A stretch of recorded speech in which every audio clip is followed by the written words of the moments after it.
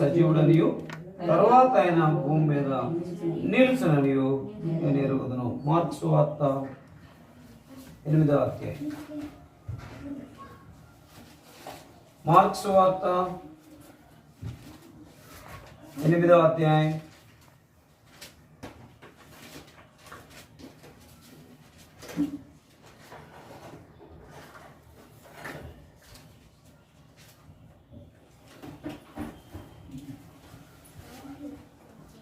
36, 37, 38 వచనాలు చదువుకుంటాం.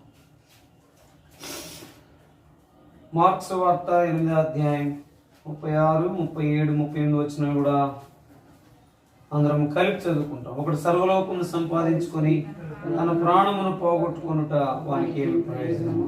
మనుషుడు తన ప్రాణమునకు ప్రతిగా ఏమి ఇయ్యగలుగును? వ్యభిచారమును పాపమును చేయు ఈ తరము వారిలోనున్న వారి గుచ్చియు ఈ తరంలోనున్న వారి గుచ్చియు ఈ తరము వారిలో నన్ను గుచ్చియు నా మాటల గుచ్చియు సిగ్గుపడేవాడెవడో వాని గుచ్చి మనుష్య కుమారుడు తన తండ్రి మహిమ గలవాడై పరిశుద్ధ దూతలతో కూడా వచ్చినప్పుడు సిగ్గుపడునని చెప్పాను. ప్రభు సహాయం కొరకై ప్రార్థన చేసుకుంటాం. ప్రేమ నమ్మకం కలిగిన ప్రిపర్లు తండ్రి, ఈ పాదం కొందరములు స్తోత్రములు చెల్లిస్తున్నా. ఆ ప్రభును ప్రియరక్షకుడైన యేసుక్రీస్తు వారి అతి శ్రేష్టంగా చేయించబడిన మమ్మల్ని ప్రేమించి హెర్మోనుగా ప్రత్యేకపరిచి 2019 సంవత్సరం జనవరి 7వ తారీఖు నుండి ఈ దినం వరకు మీ అపారమైన నాయన కృపలో భద్రపరిచి ప్రభు అడిగి ఊహించిన దానికంటే ఎక్కువగా చేసి ప్రభు మీ పరమ ఆదరణతో ఆనందముతో ప్రభు నడిపిస్తున్న మీ అపారమైన ప్రేమ కొరకే వందనాలు స్తోత్రాలు. దేవా, మమ్మల్ని ప్రేమించి మాకు ఇచ్చినటువంటి మరలా వారకోడికలను బట్టి వందనాలు స్తోత్రాలు. ఆ భాగంలో ప్రతి నెల 3వ బుధవారం, గురువారం, శుక్రవారం గతనాల్లో ప్రభా నాయన మేము ఈ రీతిగా ఉపవాస ప్రార్థనలు 3వ బుధవారం నాయన సువార్త కలిగి ఉండి వచ్చితిమి. ప్రభా మమ్మల్ని ఎంతో నడిపిస్తూ వచ్చిన మీ ప్రేమ కొరకే వందనాలు స్తోత్రాలు. ఆ భాగంలోని దినాన మళ్ళా ప్రభా మే, జూన్, జూలై తర్వాత ఆయన ఆగస్టులో మాకు ఇచ్చినటువంటి వార కోడికల్లో భాగంగా నెల కూడికల్లో భాగంగా ఈ యొక్క 3వ బుధవారం, గురువారం, శుక్రవారం మీరు మాకు సహాయపడుతున్నా మీ ప్రేమ కోరుకుంటున్నాను. నిన్నటి దినాన మీరు మాట్లాడుతూ వచ్చినందుకే స్తోత్రాలు చెల్లిస్తున్నాం. ఇది నన్ను కూడా చదవబడిన లేఖన భాగములను బట్టి మాతో మాట్లాడుతూ రండి. తద్వారా మీ సన్నిధిలో కొంత ప్రార్థన చేయడానికి, మా ప్రతి ఒక్కరి అవసరత మీతో చెప్పుకోవడానికి, మీ దగ్గర మేము పొందుకోవడానికి సహాయపడుతురమని, అయోగ్యుడైన మీ దీనదాసులైన నన్ను కనబడకుండా చేసి మీరు మాత్రమే కనబడి మహిమ పొందమని, నిష్ప్రయోజకుణ్ణి ఏం చేతగాని వాడిని ప్రభువా మీ సిలువు చాటును మరుగుపరిచి ప్రభువా మీ మాటలు నా నోట ఉంచి బోరుగా వాడుకోమని వందనములు స్తోత్రములు చెల్లిస్తే ఎవరైతే మీ ప్రణాళికలు ఉన్నారో వారిని మీరు నడిపించి మహిమ పొందమని యేసుక్రీస్తు వారి శ్రేష్టమైన పరిశుద్ధమైన నామములు స్తుతించి ప్రార్థించి అడిగి తినంతో బ్రతిమలాడి వేడుకుంటున్నాము తండ్రి, ఆమేన్. చదవబడిన ఈ లేఖన భాగాలను దేవుడు మన కొరకై దీవెనకరంగా చేయనుగాక.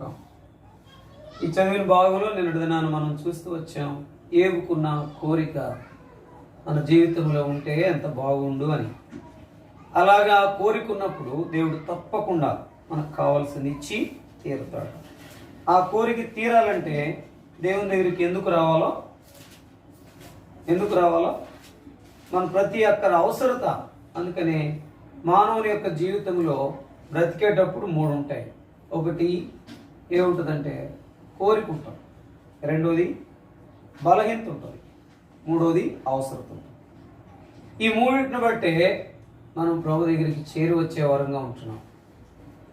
జ్ఞాపకం చేసుకుంటే మన జీవితంలో ఏవది ఎరిగిన వాడుగా ఉన్నాడు. అందుకొరకే ఎన్ని శ్రమలు వచ్చినా తన జీవితంలో ఒక్క మాట ద్వారా కూడా పాపము చేయలేదు. నిజంగా ఏవుకు వచ్చినటువంటి శ్రమలు, ఏవుని విమర్శించిన రీతి, ఏవును పరీక్షించిన రీతి ఎవరికి కూడా ఉండదు పోదంట. నేనంటాను, ఇంకా నొక్కడి నుంచి నేను చెప్పేది ఏంటంటే, ఏవుకు వచ్చినటువంటి శ్రమ మనకు ఒక్కటి వచ్చినా మనము నిలిచి ఉండలేము. ఒక్కటి వచ్చినా అంటే ఏవుకి ఏమొచ్చింది అంటే శరీర భాగాల్లో ఒక్కటి బాగా పోతేనే మనం ఎంతో చింతపడతాము. తన యొక్క శరీరం అంతా ఏమైపోయింది? కురుపులతో. అంటే బాహ్యమైన రీతిలో శరీరం అంతా కురుపులతో బాధపడుతున్నటువంటి సందర్భంలో తను ఎలాంటి స్థితికి వచ్చాడంటే చివరికి చెల్ల పెంకు తీసుకుని గీక్కునే పరిస్థితికి వచ్చేసాడు. అంటే అంత బాధ. అంటే ఆ పుండు కూడా మానకపోతే ఏముంటుందంటే దురదుంటుంది. ఎక్కడ లేనటువంటి ఆ రసిక, చీము ఇవన్నీ ఉంటాయి. ఒకవేళ ఆ దురదను బట్టి చెలుపెంకుతో గీక్కుంటుంటే మళ్ళా ఆ పుండు మళ్ళీ ఏమవుతుంది? రేగేటటువంటి పరిస్థితి.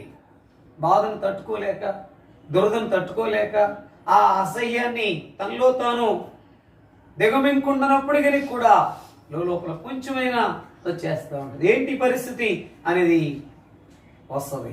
వచ్చినటువంటి సందర్భంలో కూడా బాధపడుతూ ఉన్నాడేమో కానీ, చూస్తూ ఉన్నాడేమో కానీ, లోపల కలవరపడుతూ ఉన్నాడేమో కానీ, తన నోటి నుండి ఒక్క మాట కూడా ఏంటి ప్రభువా ఇది అనేది ఖచ్చితంగా రావాలి.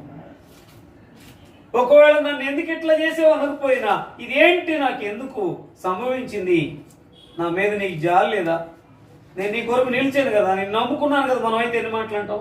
అయితే వీటన్నిటిని ప్రక్కన పెడితే అవి తలపోసుకుంటే బాధపడాలి కానీ, తలపోసుకుంటే దేవుణ్ణి శంకించాలి కానీ, తలపోసుకోకుండా తన లోపల దిగమింగుకున్నవాడుగా ఉన్నాడని నేను అంటాను. ఉంట మాత్రం కాకుండా పైకి మాత్రం ఏం చేశాడు. అందుకనే అక్కడ ఒక మాట చూడండి, అయితే నా విమోచకుడు సజీవుడనియు తర్వాత ఆయన భూమి మీద నిలుచుననియు నేను ఎరుగుదును. చూడండి కింద 26వ వచనం, ఇలా నా చర్మము చీకిపోయినను తర్వాత నా శరీరముతో నేను దేవుని చూచెదను, నా మట్టుకు నేనే చూచెదను, మరి ఎవరును కాదు, నేనే కనులారా ఆయనను చూచెదను. నాలో నా అంతరేంద్రియములు కృషించి ఉన్నవి. ఇక అదంతా చదువుకోండి. ఇక దాంట్లో చాలా ఉన్నాయి. అయితే ఇక్కడ ఏమన్నాడు? అదంతా ఎరిగిన వాడుగా ఉండి శ్రమంతా ప్రక్కన పెట్టిన వాడుగా ఉంటే అక్కడ ఏమంటున్నాడంటే నా మట్టుకు నేను చూచెదను. ముందు నిలుచునని ఎరిగినటువంటి అనుభవంలో వచ్చే మాట ఏంటంటే వెంటనే జవాబు నేను ఎరుగుదును. ఎందుకు? ఆయన మరలా భూమి మీద నిలుచునని నేను ఎరుగుదును అనే మాటలోనికి వచ్చిన వాడుగా ఉన్నాడు కనుక వెంటనే ఏమంటున్నాడు? ఇలాగున చర్మము చీకిపోయినను తర్వాత శరీరముతో నేను దేవుని చూచెదను. అంటే మనం చనిపోయిన తర్వాత, అందుకే నాయని దెబ్బ తగిలింది, ఆ యొక్క చర్మం అంతా మామూలుగా ముందు నల్లగా వచ్చేసింది. ఆ సెప్సిస్ ఇవ్వడానికి ఇంకొక వారం ఉంచితే ఇంక నిజం చెప్పాలంటే కాలు తీసేయాలి. అలాంటి పరిస్థితికి వచ్చింది. ఎర్రగా అయిపోయింది, భయంకరమైన రసికతో ఉంది, ఇంకా చెప్పాలంటే వాసనతో ఉంది. అదంతా పోయి ఇప్పుడు కొంచెం కాలు పైకి తీస్తే నల్లగా అయిపోయింది, పొరలుగా ఊడిపోతా ఉంది. మనం ఒక్కసారి మనలో ఉన్నటువంటి ప్రాణం పోతే ఆ శరీరం ఏమైపోద్దంటే చీకిపోద్ది. చూసారా? అందుకని ఇంకో మాట కూడా నేను మీకు జ్ఞాపకం చేస్తున్నా, ఏ ప్రాణి చనిపోయినా గ్రాడ్యువల్గా ఏమైందంట? గ్రాడ్యువల్గా ఏమైంది? వాసన తగ్గిపోతా ఉండదు, గుర్తుపెట్టుకోండి. గ్రాడ్యువల్ రోజు రోజుకు పెరిగోకు ఏమైందంటే ఏంటి? గ్రాడ్యువల్గా తరిగిపోద్దంట. కానీ మానవుని యొక్క దేహం మాత్రం అట్లయి ఉంటే గ్రాడ్యువల్గా ఏమైపోద్ది? భయంకరమైన దుర్వాసన, భయంకరమైన కంపు, భయంకరమైనటువంటి బంక. మీకు అంతకుముందు కూడా జ్ఞాపకం చేశాను. అనుభవం ఏంటి నాకు తెలుసు కనుక చుండూరు వ్యాస్ స్టేషన్లో చనిపోతే నేను కూడా శవాలను దించిన వారిలో, సహాయం చేసిన వారిలో ఉంటే నా దగ్గర దరిదాపుగా ఒక వారం పోలేదు ఆ బంక, ఆ విధానం అదంతా. అయితే తృప్తి ఏంటంటే అలాంటి వారికి నేను వెళ్ళి సహాయం చేశాను. అలాంటి క్లిష్టమైన పరిస్థితిలో ఉన్నప్పుడు ప్రార్థన చేసి భోజనం ప్యాకెట్లు అంటే నాకున్నటువంటి డబ్బులతో నేను పంచితే అప్పుడు కలెక్టర్ గారు నాగార్జున గారు అని ఉన్నాడు, ఆయన చనిపోయాడు. తర్వాత ఆయన్ని చాలా ఈ యొక్క దీనికి సహాయం చేశాడని ఆయన్ని అన్ని కోణాలుగా ఆయన హింసించారు. తర్వాత ఆయన మానసికంగా చనిపోయినాడు. తర్వాత అప్పుడు ఎస్పీ మీనా గారు ఇప్పుడు ఆయన తర్వాత చాలా పెద్ద కేడర్లోకి వచ్చిన తర్వాత 2 సార్లు కలిసాను ఆయన్ని.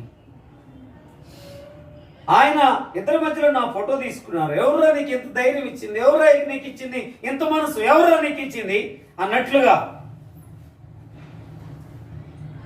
ఆ తృప్తి ఏంటంటే అది లేదు. అయితే ఒక దినాన చీకిపోయినప్పటికీ కూడా దేవుని బిడ్డలైన వారందరూ ఆయన ఏం చేస్తారు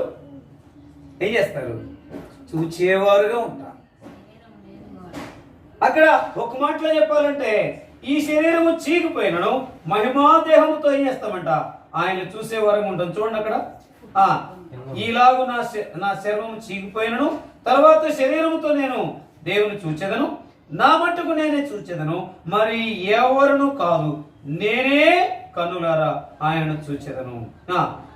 నాలో నా అంతరింద్రియములు కృషించి ఉన్నవి, జరిగిన దానికి కారణము నాలోనే ఉన్నదనుకుని మీరు మేము వారిని ఎట్లు తరమెదమో అని తలంచిన యెడల మీరు ఖడ్గమునకు భయపడకూడదు.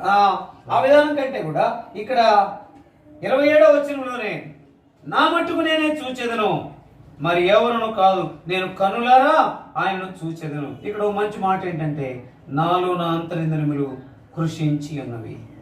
కాబట్టి జ్ఞాపకం చేసుకుని నా మట్టుకు నేనే చూచెదను. ఇక్కడ ఏవు కనబడతా ఉన్నాడు. ముందు ఎరుగుదును అనేటటువంటి అనుభవంలోనికి రావాలంటే ఏం చేశాడు ఆయన? నిన్న మాట మనవాడు చూసే ఏం చేశాడు? ఆయన కోరుకున్నవాడుగా ఉన్నాడు. ఏ కోరుకున్నవాడుగా ఉన్నాడు అంటే చదవండి మాట 23వ వచనం. నా మాటలు రాయవలనని నేనెంతో కోరుచున్నాను, అవి గ్రంథములో రాయవలనని నేనెంతో కోరుచున్నాను. నా మాటలు అవి గ్రంథములో రాయవలనని నేనెంతో కోరుచున్నాను. ఏ గ్రంథములో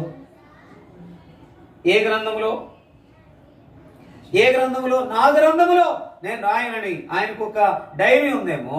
ఆ గ్రంథములో రాసేటటువంటి ఆ కోరిక, నాకు వచ్చిన తలంపు ఏంటంటే ఆ రాసే రాత అది ఎక్కడికి వెళ్తుందంటే దేవాతి దేవుడు చూస్తాడు. అది జీవ గ్రంథంలో నా పేరు రాయబడుతుంది. ఈ రాయబడేటటువంటి అనుభవానికి వచ్చినప్పుడు మనం ఎంతో సంతోషించే వారం ఉంటాం. నా మట్టుకు నేను చూచేదనని అనుభవానికి రావాలంటే ఎరిగిన అనుభవం, ఆ ఎరిగిన అనుభవానికి వచ్చినప్పుడే మనం సంతోషించే వారం ఉంటాం. ఎలాంటి క్లిష్టమైన పరిస్థితులు వచ్చినా ప్రభుని స్తుతించేది, ప్రభులో కొనసాగేది, ప్రభు కొరకు ఎదురు చూచేదానికంటే ఎక్కువైంది ఏది కూడా లేదు అని నేను అంటాను. ప్రభుని స్తుతించినప్పుడు నేనేంటాను బాధ తొలగిపోతుంట. రెండోది, ఆయనలో కొనసాగేటప్పుడు నా దేవుడు నాకున్నాడు అనేటటువంటి ధైర్యం ఇచ్చేవాడుగా ఉన్నాడు. మూడోది, ఆయన వస్తాడు నన్ను తీసుకుని పోతాడనే విధానం ఉంటే ఇంకెట్లుంటది? ఇంకా దానికి మించినటువంటి సంతోషం అయితే ఎక్కువ సంతోషం కలిగేదిగా ఉంటుంది. ప్రియమైన వాళ్ళరా జ్ఞాపకం చేసుకుంటే అందుకనే ఒకడు లోకమంతా సంపాదించుకుని వారి ప్రాణం పోగొట్టుకుంటే వానికి ఏం ప్రయోజనం? ఇప్పుడు చదువు మార్కు సువార్త 8వ అధ్యాయం 37వ వచనం. మనుషుడు తన ప్రాణమును ప్రతిగా ఏమి ఇయ్యగలుగును? వ్యభిచారమును పాపమును చేయు ఈ తరం వారిలో నన్ను గుచ్చియో నా మాటలను గుచ్చియో సిగ్గుపడివాడెవడో వాని గుచ్చి మనుష్య కుమారుడు తన తండ్రి మహిమ గలవాడై పరిశుద్ధ దూతలతో వచ్చినప్పుడు సిగ్గుపడినని. ఆయన ఎదుట గనుక మనము ఒప్పుకోకపోతే ఆయన వచ్చినప్పుడు ఏం చేస్తాడంట?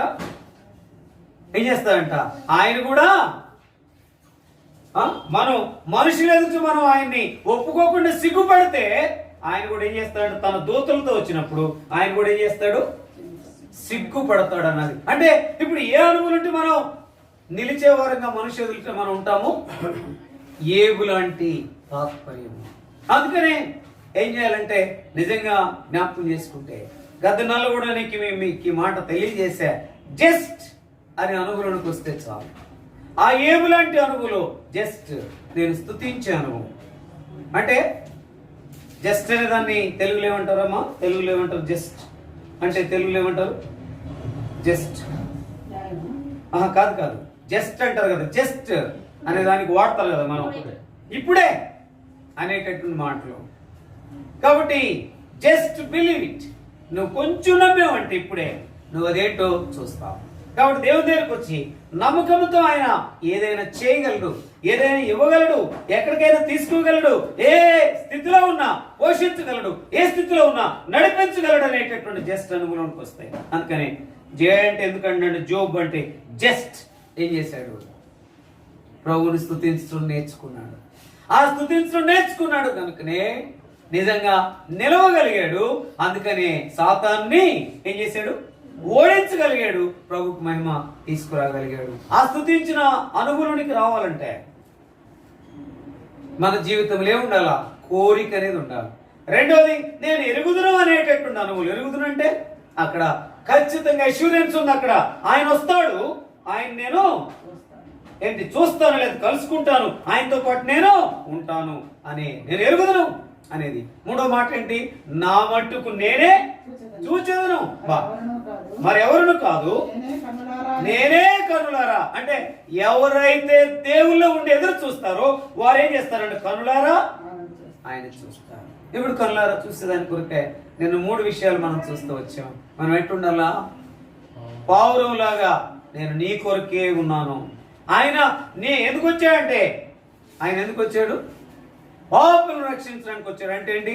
నేను మీ కొరకే వచ్చాను అనే అనుభవం పావురం ఏం చూపిస్తుందంటే నేను నీ కొరకే ఉన్నాననే అనుభవాన్ని చూపిస్తుంది.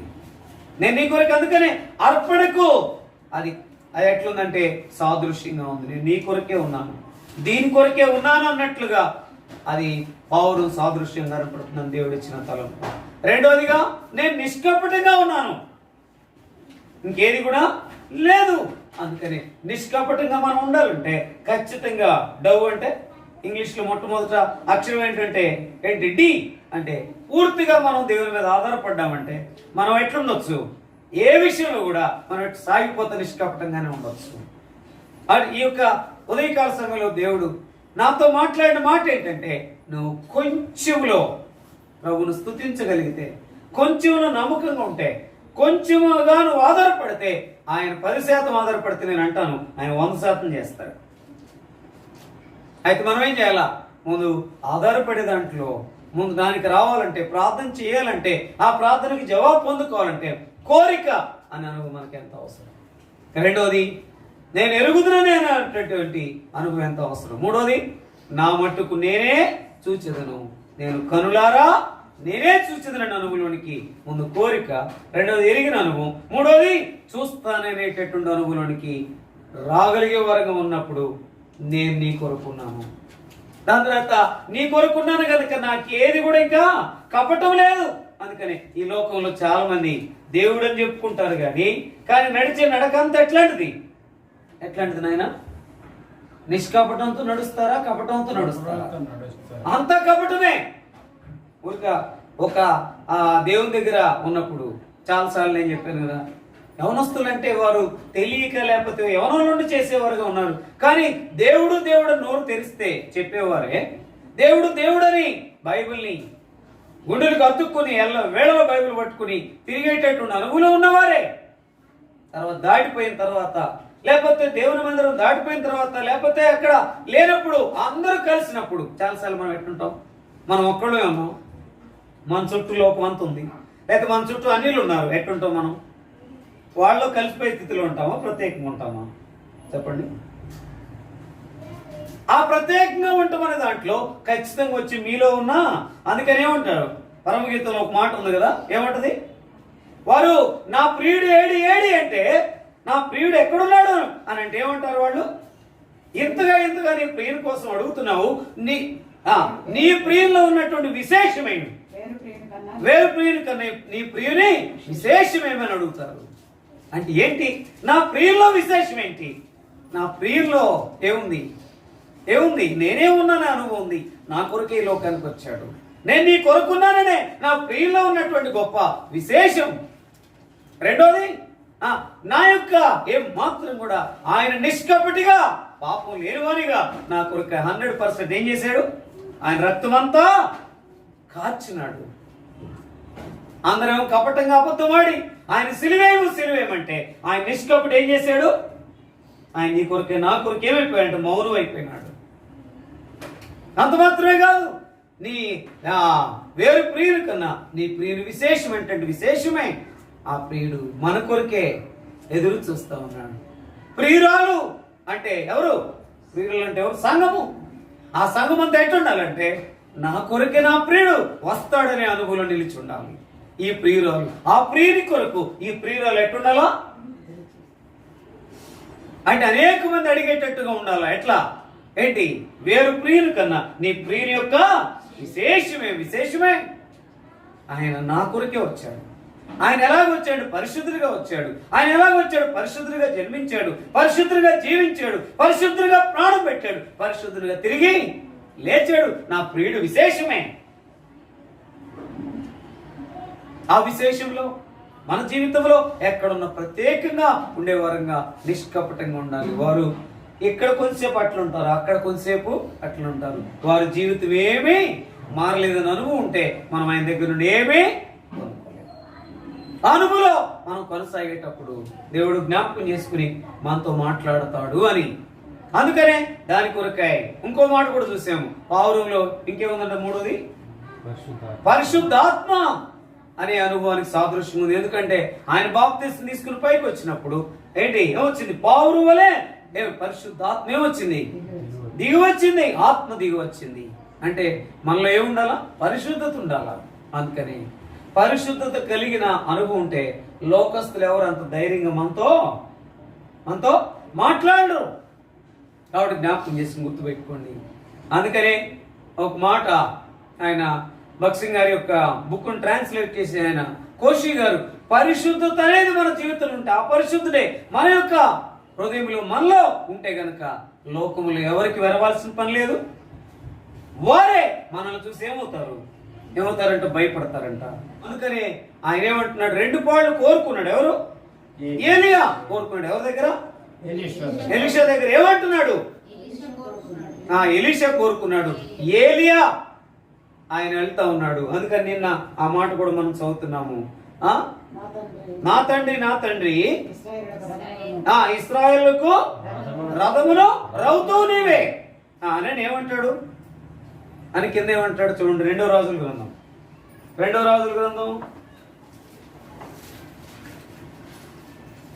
2వ అధ్యాయం 12వ వచనం చదవండి.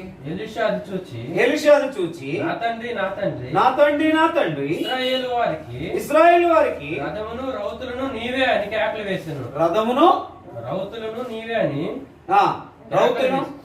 కేకలు వేసెను. అంతలో ఏలియా అతనికి మరలా కనబడకపోయాను. చదువు. అప్పుడు ఎలీషా తన వస్త్రమును పట్టుకొని 2 తునకలుగా చేసెను. ఇదంతా మనం నేను చూసాము. జ్ఞాపకం చేసుకుంటే అక్కడ ఎంత నిజమైన అనుభవం, ఇక్కడ ఉన్న కోరిక, అక్కడున్న కోరిక, దాని తర్వాత బోయాజులో ఉన్నటువంటి ఆ గొప్ప అనుభవం, యోగులో ఉన్న గొప్ప అనుభవం, ఏలియాలో ఉన్న గొప్ప అనుభవం, ఈ యొక్క బోయాజులో ఉన్న గొప్ప అనుభవం. ఈ 3 ఎక్కడ కనబడుతున్నాయి మనకి? ఎక్కువ మన ప్రభు అయిన యేసుక్రీస్తు వారిలో కనబడుతున్నాయి కనుక మన జీవితంలో నేనున్నాను నీ కొరకు అన్నట్లుగా ఉండి మనం ప్రార్థన చేసేవారం ఉంటే, రెండవదిగా నిష్కపటంగా ఉండి మనం ప్రార్థన చేసేవారంగా ఉంటే, మూడవది పరిశుద్ధంగా ఉండి ప్రార్థన చేసేవారంగా ఉంటే దేవుడు తప్పకుండా మనల్ని ఉండి నడిపిస్తాడు. అందుకని ఎంత మాత్రం ఒకడు లోకమంతా సంపాదించుకుని వాని ప్రాణం పోగొట్టుకుంటే వానికి ఏమి లాభం. అందుకనే మనుషుల ఎదుట మనం ఏం చేయాలంట? ఆయన ఒప్పుకునే వారంగా ఉండాలి. మనుషుల ఎదుట ఆయన ఒప్పుకునే వారంగా ఉంటామంటే ఒకటి బయట తెచ్చేది ఏంటి? మనుషుల ఎదుట ఆయన ఒప్పుకునే వారంగా ఉన్నామంటే రక్షణలో విశ్వాసం అని నేను అంటాను. నేను రక్షణ పొందాను, విశ్వాసన అయ్యాను కనుక నా జీవితంలో చనిపోయేంత వరకు ఏముండాలో? విశ్వాసం ఉండాలి. ఆయన వస్తాడని, ఆయనతో పాటు నన్ను తీసుకుపోతాడని, ఆయన భూమి మీద నిలుచునని నేను ఎరుగుదానే ఆ విశ్వాసం ఉండాలి. ఆ విశ్వాసం ఉన్నప్పుడు నిజంగా మన జీవితంలో మనము చూపించేది మనుషుల ఎదురు చూపించి రక్షణ పొందాను, నేను విశ్వాసిగా ఉన్నాను, ఆ విశ్వాసం నాలో ఉంది. రెండోది ఏం చూపించాలా? ప్రార్థన చేస్తూ ఉన్నాను, ప్రార్థనాపరునిగా, యోగ్యురాలుగా, పరిశుద్ధులుగా యోగ్యునిగా నేను ఉన్నాను. అయితే నా ప్రతి ప్రార్థనకు జవాబు ఉందని మనం చూపించేవారు ఉండాలి. ముందు ఆయన ఒప్పుకోవాలి మనుషులు ఎదుట, అంటే రక్షణ చూపించాలి. రక్షణ పొందేనేటటువంటి అనుభవం ఉండాలంటే మనం ఎంతో విశ్వాసిగా ముందుకు కొనసాగాలి. ఈ యొక్క రెండో దినం ప్రార్థనలో భాగంగా ఈ ఉపవాస కోడికలో దేవుడు మాట్లాడింది ఏంటంటే, నువ్వు ముందు ఒప్పుకో మనుషులు ఎదుట. ఆ మనుషులు ఎదుట నువ్వు ఒప్పుకుంటే ఆ రక్షణని, ఆ విశ్వాసాన్ని, నీలో ఉన్నటువంటి సాక్ష్యాన్ని మనుషులు ఏం చేస్తారంట? బయటికి తెస్తారు. ఫలానా సేవకుడు ఉన్నాడు, ఆయన కొంతవరకు దేవుళ్ళు నడుస్తూ ఉన్నాడు, కొంత దేవుని మీద ఆధారపడుతూ ఉన్నాను, నా మటుకు నాకు సాక్ష్యం వచ్చిందంటే దేవునికి ఎంత సంతోషం. దాని తర్వాత మిగతా వాళ్ళకి ఎంత ఆశీర్వాద కారణం. మనల్ని బట్టి ఏం చేయాలంటే ఇతరులకు ఏం కలగాల? వారు విశ్వాసులే, వారు రక్షణ పొందిన వారే, వారు దేవుని బిడ్డలు అనేటటువంటి అనుగుణానికి రావాల్సిన వారు ఉన్నాం. ఇలాగ ఉన్నప్పుడు దేవుడు జ్ఞాపకం చేసుకుంటాడు. పరిశుద్ధత కలిగిన వారంగా ఉంటే చాలు. అందుకనే మీరు ఎట్లుండాలంట? నేను పరిశుద్ధులైనాను కనుక మీరు పరిశుద్ధులై ఉండండి. ఈ యొక్క పావురంలో ముందు నేనున్నాననే లక్షణం ఉంది, రెండవది నిష్కపటమైన అనుభవం ఉంది, దాని తర్వాత సాదృశ్యంగా ఉంది. పరిశుద్ధత అనే అనుభవంలో సాదృశ్యంగా ఉంది. మనం పరిశుద్ధంగా ఉండి ప్రభు దగ్గర ప్రార్థన చేసినప్పుడు, ఆయన కూడా వచ్చినప్పుడు, భూమి మీదకి వచ్చినప్పుడు ఏం చేస్తాడంట? మనల్ని ఒప్పుకోవడానికి ఎంత మాత్రం కూడా ఆయన ఏం చేయడు, సిగ్గుపడడు. కాబట్టి మనం కూడా ఒప్పుకున్న దాన్ని బట్టే ఆయన కూడా మనల్ని ఒప్పుకుంటాడు. మనం ఆయన స్తుతించిన దాన్ని బట్టే మనం ముందుకు నిజమైనటువంటి అనుభవంలో సాగిపోగలం. ఆయనలో జీవించే దాన్ని బట్టే మనకు కావలసినంత ఆయన ఇవ్వగలడు. ఆయన ఎదురు చూసే దాన్ని బట్టి ఆయన కొరకు మనము ఆయనతో ఉంటామనే అనుభవానికి రాగలము అనేది. అందుకని ఒక మాట చూడండి, మనం అక్కడ చూస్తే మత్తయి సువార్త లేదా ముందు ఒక మాట చూడండి, నిర్గమాకాండం 23వ అధ్యాయం 1వ వచనం. అందరం కలిసి చూద్దాం.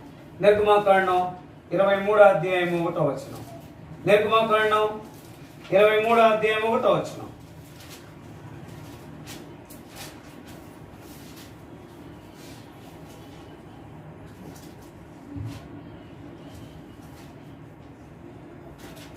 నిర్గమాకాండం 23వ అధ్యాయం 1వ వచనంలో, లేని వార్తను పుట్టింపకూడదు, అన్యాయపు సాక్ష్యమును పలుకుటకై దుష్టునితో నీవు కలియకూడదు. ఇప్పుడు చాలాసార్లు మన జీవితంలో ముందుకు వెళుతున్నప్పటికీ కూడా ఏం చేస్తారు? కొంతమంది ఏం చేస్తారు? జాగ్రత్తగా ఉండాలా.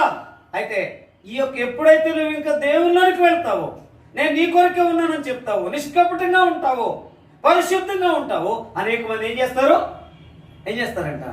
లేని వార్తలు పుట్టిస్తారు. ఆ పుట్టించినప్పుడు నువ్వెంత మాత్రం భయపడాల్సిన అవసరం లేదు.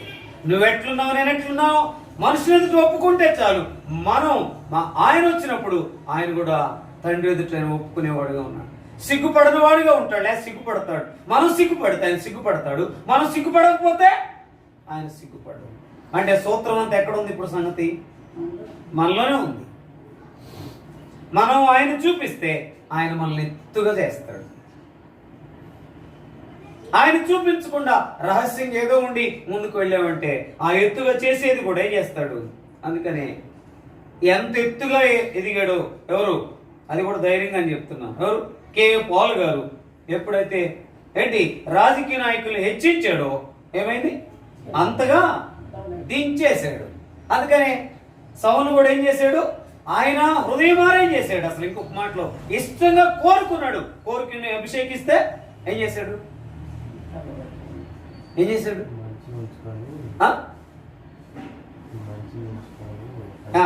చేశాడు? మంచి ఉంచుకుని చెప్పండి ఏంటి?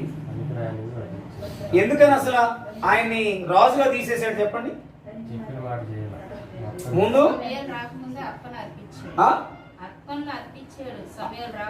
సమూయేలు రాకముందుపే, అంటే తను దేవుని మాట వినకుండా తనలోకి వచ్చేసాడు. రెండోది ఇంకా అక్కడ గమనిస్తే కూడా ఆయన కొరకే మంచి ఉంచుకుని చెడ్డని ఎవరికి ఇచ్చాడు? దేవుడికి ఇచ్చాడు. నువ్వు ఏది చేస్తావో దాన్ని బట్టి దేవుడిని హెచ్చిస్తాడు. మొదటి స్థానంకి ఇచ్చావంటే, ఫస్ట్ ప్రిఫరెన్స్ ఇచ్చావంటే, నువ్వు ఎట్టున్నావంటే నీ నా జీవితంలో ఏంటి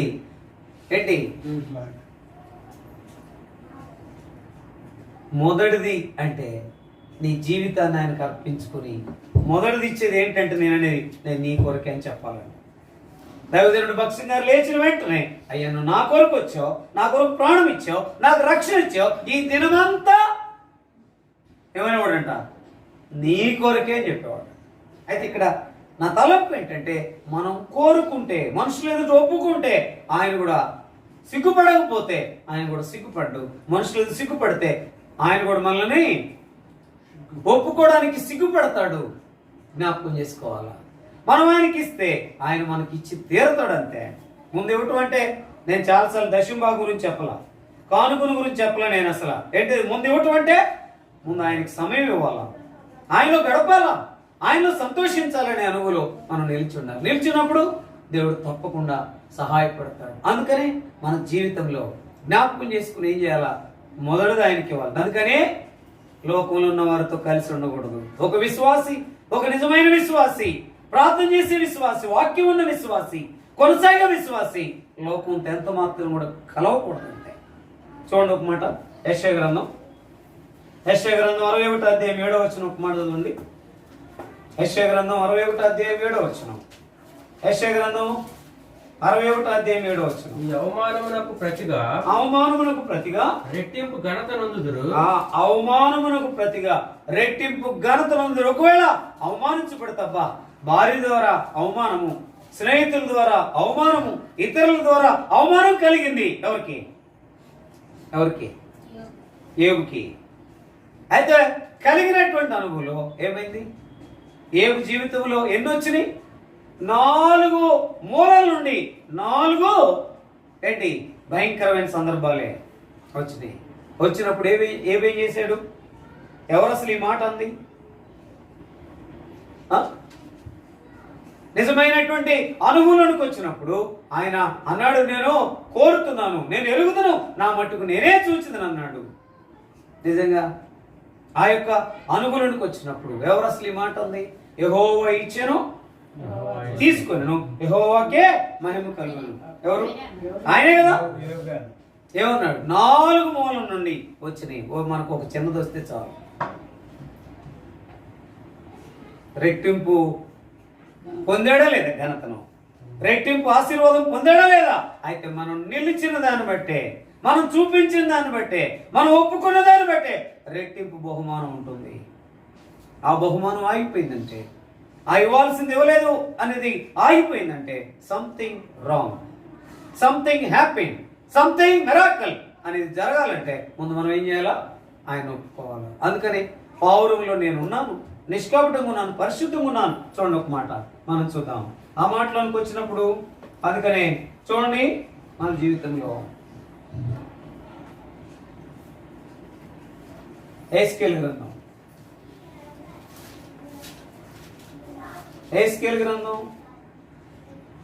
7వ అధ్యాయం 16వ వచనం. యెహెజ్కేలు గ్రంథం 7వ అధ్యాయం 16వ వచనం చదవండి. యెహెజ్కేలు గ్రంథం 7వ అధ్యాయం 16వ వచనం త్వరగా. వారిలో ఎవరైనాను తప్పించుకొని ఎడల వారందరూ లోయలోని గువ్వల వలె పర్వతముల మీద నుండి దోషములను బట్టి తమ దోషములను బట్టి మూలుగులిడుదురు.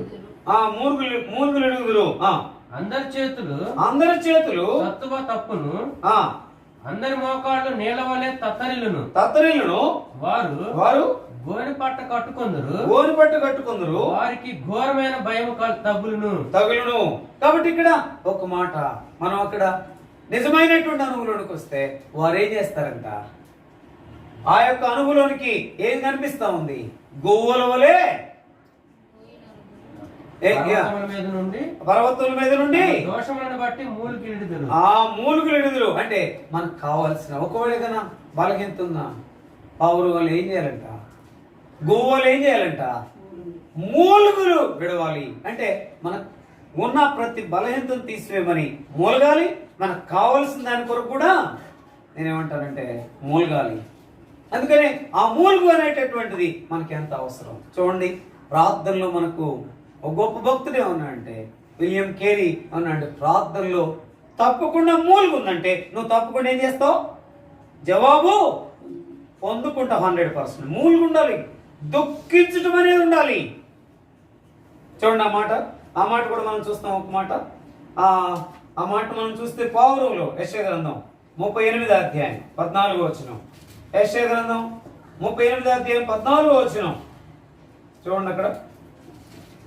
యెషయా గ్రంథం 38:14 చదువు మాట. మంగళ కత్తి పెట్టవలెను, మంగళ కత్తి పెట్టవలను, ఓదె కొరుకు వలెను, ఓరి కొరకు వలను, నేను కిచకిచలాడి తిని, నేను కిచకిచలాడి తిని, గువ్వ వలె మూలిగి తిని, గోవలే మూలిగి తిని, ఉన్నత స్థలము తట్టు చూచి చూచి చూచి నా కనులు క్షీణించెను. అబ్బా, ఉన్నత స్థలము తట్టు చూచి చూచి నా కనులు క్షీణించిన. కాబట్టి మనము ఇప్పుడు ప్రాంతంలో మనం చేయవలసిన మాట ఏంటంటే గోవలే మూలగాలి. మనకు కావాల్సిన దాని కొరకు ముందు మన దోషం బట్టి మూలగాలి. ఎక్కడ బలహీనత ఉందో అయ్యా నన్ను క్షమించమని అడగాలి. తర్వాత నీకేం కావాలో అది కోరుకునే దాని కొరకే మూలగాలి. అంటే ఏం చేయాలి? మూలుగు అనేది మన జీవితంలో అది ఎంతో ప్రాముఖ్యమైనది. అందుకని చూడండి, ఒక చిన్న ఎముక ఎక్కడ, దాని కథ ఎక్కడ. ఆ ఎముకలు ఏమి ఇష్టపడతాం ఎక్కువగా? ఏముంటుందని ఎక్కువ ఇష్టపడతాం? మూలుగా. అబ్బా, ఆ మూలుగుని నిజంగా కావాలని తెచ్చుకుని పరిమాణ కొట్టుకుని తినేవాళ్ళు ఉన్నారు మూలక కోసం. దేని కొరకు ఆ మూలుగా? శారీరకంగా బలం కొరకు ఆ మూలుగా. అయితే ఈ మూలుగా ప్రార్థనలో శక్తి కొరకు, ప్రార్థనలో పొందుకునే దాని కొరకు, ప్రార్థనలో బలహీనతంతా ఒప్పుకుని మూలిగే దాని కొరకు ఉపయోగపడుతుంది. మూలుగుదాం. ఎక్కడ కొన్నిసార్లు ఆయన చూపించలేకపోతున్నాము, ఎక్కడ పరిశుద్ధంగా లేకపోతున్నాము, ఎక్కడ నేను నీ కొరకని చెప్పలేకపోతున్నాము, ఎక్కడ నిజమైన అనుభవం నిష్కపటంగా లేకపోతున్నాము. లేని వార్తలు అనేవి లేకపోతే వారితో కలిసిపోయేదనేది లేకుండా ఉన్న సందర్భాలు ఉన్నాయి. నేను నా జీవితంలో ఎన్నోసార్లు అలా కాకుండా ప్రత్యేకంగా మనం ఉన్నప్పుడు దేవుని దగ్గరకు వస్తే దేవుడే వాటిని అనుగ్రహిస్తాడు. అందుకని ఇది లేకుండా మనం నిజమైనటువంటి మూలిగినప్పుడు దేవుడు ఇస్తాడు. 3 చూసుకుని మనం ముగింపులోకి వస్తాం, ప్రార్థనలో కొనసాగం. చూడండి అన్నమాట. అందుకని దేవుని దగ్గరకు వస్తే మూలుగుతా. దేవుని దగ్గరకు వచ్చావంటే ఆ మూలుగును బట్టి దేవుడు నీకు క్రీస్తు దగ్గర నుండి మనం పొందుకోవచ్చు. 3 చూద్దాం. చూడండి ఒక మాట మన యొక్క జీవితంలో. అందుకని ఒక మాట చూడండి, ఎన్నో ప్రయాణాలకు మనం వెళ్తాం కానీ దేవుడు ఏం చేస్తాడు మనల్ని? యెషయా గ్రంథం 61వ అధ్యాయం 2వ వచనం. యెషయా గ్రంథం దేవుని దగ్గరకు వచ్చినప్పుడు, నువ్వు నిజంగా మూలిగినప్పుడు, నీ యొక్క దోషాన్ని, నీ యొక్క బలహీనతను ఒప్పుకున్నప్పుడు, రెండోది దేవుడు నీకు కావాల్సింది ఇవ్వాలని మూలిగినప్పుడు, కోరుకున్నప్పుడు దేవుడు నీకు ఇస్తాడు. 3 ఇస్తాడు. అంటే మనం 3 చూసుకుని మనం ముగించి ప్రార్థనలోకి ప్రవేశిస్తాం. చూడండి ఒక మాట. యెషయా గ్రంథం 61వ అధ్యాయం 2వ వచనం. యెహోవా హితవత్సరమును మన దేవుని ప్రతిదండన దినమును ప్రకటించుటకును దుఃఖాక్రాంతులందరినీ ఓదార్చుటకును. ఇప్పుడు ఏం చేస్తాడంట? ఆయన దగ్గరికి వస్తే ఏం చేస్తాడు? ఇప్పుడు మూలుగుతా ఆయన దగ్గరికి వచ్చామంటే దుఃఖాక్రాంతులందరినీ ఏం చేస్తాడు? ఆయన ఓదార్స్తాడు. ఇప్పుడు ఆయన దగ్గరికి రావాలంటే ఏం రావాలా? ఎట్లా రావాలా? కోరికతో రావాలా. రెండోది ఎరిగిన అనుభవంతో రావాలా. మూడోది నేను నా మట్టుకు నేనే సూచితననే గొప్ప నిరీక్షణతో రావాలి. వచ్చినప్పుడు ఆయన కొంచెములో నిన్ను ఉన్నతంగా చేస్తాడు అనేది, కొంచెంలో ఆయన చూపి జస్ట్ అనేటటువంటి అనుభవం. నేను ఈ అనుభవంలోకి వచ్చానని చెప్పు. అప్పుడు ఆయన దగ్గరికి వస్తే దుఃఖము తీసివేస్తాడు. క్రీస్తు దగ్గరికి వస్తే మన దుఃఖం అంతటిని తీసివేశాడు. ఆ దుఃఖాన్ని ఏం చేశాడు? తీసివేసి మనల్ని ఏం చేశాడంట? నిజమైనటువంటి నాట్యం చేసేవారుగా మనల్ని మార్చాడు. ఎందుకంటే పాపం పోయింది. ఇక ఏమాత్రం కూడా లోకంలో కలిసిపోయేది లేదు, భయం లేదు. తీసివేశాడు, అనుభవించాడు. నోరారా ప్రార్థన చేసి, నోరారా మూలిగి ఏంటి నిజమైనటువంటి రీతిలో ప్రార్థన చేస్తే మూలిగితే ఆయన ఇవ్వాల్సింది ఇస్తాడు. దాంట్లో మొదటి భాగం ఏమి తీసివేస్తాడంటే నిజంగా ఆ యొక్క గోవలే మనం మూలిగే అనుభవంలో వచ్చామంటే క్రీస్తు దగ్గర నుండి పొందుకునేది ఏంటంట? మన దుఃఖము తీసివేసేవాడుగా ఉంటాడు. దుఃఖపడొద్దు జ్ఞాపకం చేసుకుంటే. అందుకని ఏమంటాడు? ఎన్నో పర్యాలు మన జీవితంలో జ్ఞాపకం చేసుకుంటే, ఎవరి చేత అయినా నువ్వు ఒకవేళ హింసించబడితే, తృణీకరించబడితే, హేళనగా మార్చబడితే, లేకపోతే వీళ్ళదే ఉందని అనుకుంటే నువ్వేం చేయకూడదంట? చింతపడకుండా ప్రభు దగ్గర ఏం చేయాలంట? మనము ఏం చేయాలంట? ప్రభు దగ్గరికి వచ్చేసామంటే మన దుఃఖం అంతా తీసివేస్తాడు. ఇక్కడ దేవుడు నాకు ఇచ్చిన తలంపు ఏంటంటే, మనం హృదయపూర్వకంగా ప్రార్థన చేసినప్పుడు మనకున్నటువంటి ప్రతి దుఃఖాన్ని ఏం చేస్తాడు? తీసివేస్తాడు. ఏమో జయప్రద ఏం చేస్తాడు? మనకున్న దుఃఖం అంతా ఆయన తీసివేస్తాడు. ఇప్పుడు ఏం చేయాలా? కోరుకున్న నీ కొరకే ఉండాలి. రెండవది, నేను ఎరుగుతున్నావు, నువ్వు వస్తావు, అవునా, నువ్వు భూమి మీద నిలుస్తావు, నేను ఎరుగుతానని అనేటటువంటి నిశ్చయితలోనికి రావాలి. మూడవది, నా మట్టుకు నేనే చూసిన. ఎవరైతే ఈ అనుభవంలోనికి వచ్చి మనుషుల దగ్గర ఒప్పుకుంటారో నా మట్టుకు నేనే. అందుకని ఏమంటాడు? అందుకని ఏమేమంటాడు? యెహోవా ఇచ్చాను, యెహోవా తీసుకున్నావు, యెహోవా నామమునికే మహిమ కలుగునుగా అనేటటువంటి అనుభవంలో నిజంగా పొందుకున్నాడు. నిజమైన అనుభవాన్ని చూశాడు.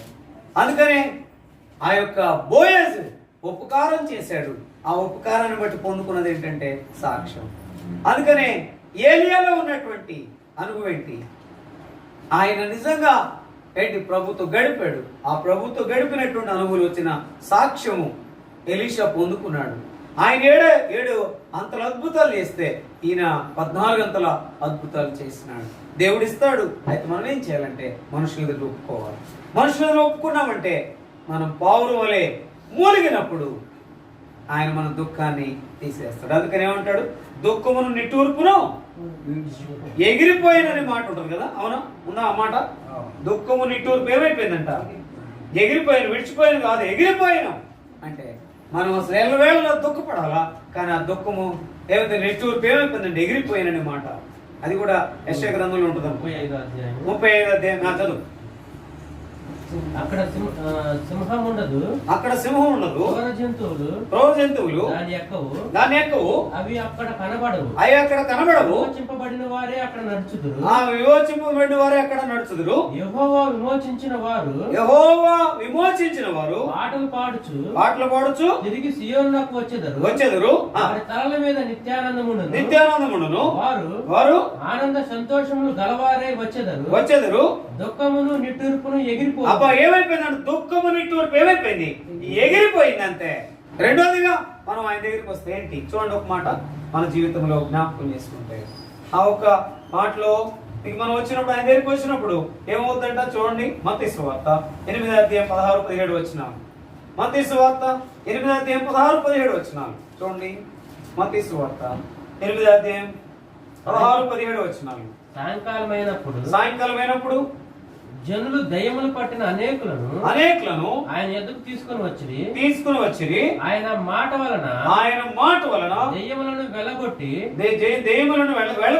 రోగుల నెలను స్వస్థపరిచెను. 17వ వచనం. అందువలన ఆయనే మన బలహీనతలను వహించుకొని మన రోగములను భరించినని ప్రవక్త అయిన యెషయా ద్వారా చెప్పబడినది నెరవేరును. అంటే ఇప్పుడు ఆయన ఏం చేస్తాడు? రెండో మాట, ఆయన దగ్గరికి వస్తే ఏం చేస్తాడు? ముందు దుఃఖాన్ని తీసివేస్తాడు కూడా. అందుకని మనం దుఃఖపడేది మనుషులు ఎదురు కాకుండా, మనం చెప్పేది మనుషులు ఎదురు కాకుండా ఎవరికి చెప్పాలా?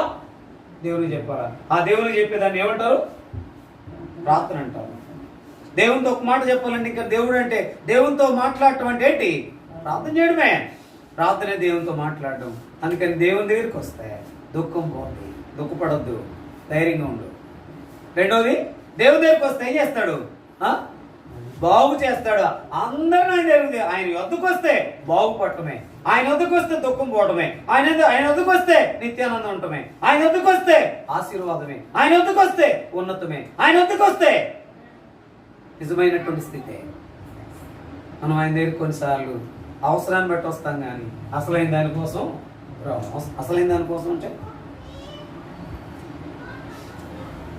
దానికోసం అంటే మనం ఆరాధన కొరకే ప్రత్యేకంగా మనం సిద్ధపరుచుకుని ఆయన దగ్గరికి రావాలి. ఆయన దగ్గరికి వచ్చినప్పుడు మిగతా వాటన్నిటిని ఇస్తాడు.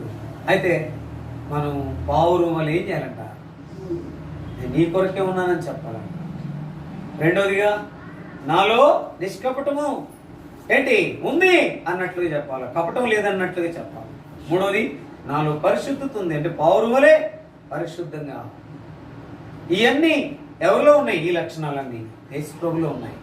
యేసు ప్రభు దగ్గరికి వస్తే, మూలుగుతూ వస్తే ఆయన దగ్గర ఏముందంటే ముందు దుఃఖమును తీసివేస్తాడు. రెండోది, ఆయన ఏంటి? ప్రతి రోగాన్ని బాగు చేస్తాడు. మూడో మాట చూసి మనం ముగింపులోకి వద్దాం. చూడండి, మూడో మాట ఆయన దగ్గరికి వస్తే ఏం కలుగుతుంది అనేది జ్ఞాపకం చేసుకుంటే చూడండి. ఫిలిప్పీయులకు రాసిన పత్రిక 4వ అధ్యాయం.